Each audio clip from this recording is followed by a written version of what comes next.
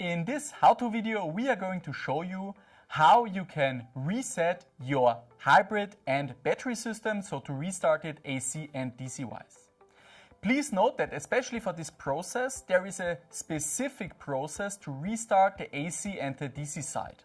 Please note that always when you restart the system, please keep to this process, that you make sure that there is no problem during the restarting process. First of all, we start with the battery system. When you switch on the battery system, you go to the right side of the battery system, and there you will find the DC switch on the right side of the system, and we activate the battery by just switching the switch to on position.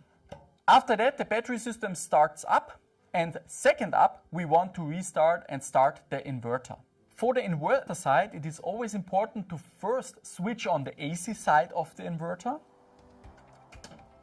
and after that, inverter drives up, and the last thing that you want to do is to activate the DC switch. So please always make sure, especially when you have a battery system in the system, to activate the DC switch at last. So first off, activate battery system, then AC side of the inverter, and last things last, DC switch on the inverter.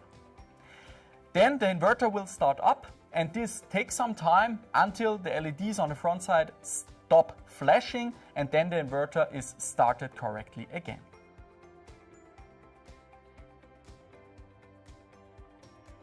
To switch off the battery system, you push in the button on the top side of the BMU, and after some seconds, the DC switch on the battery falls down, deactivating the battery system. After you have switched off the battery system, next up we want to switch off the inverter side, and therefore we start with the AC side of the Fronius inverter, and after switching off the AC side we want to use the DC switch on the inverter to turn off the inverter completely. Please note that you wait for at least 1 minute to make sure that the inverter is powered off, and then you can restart the system again.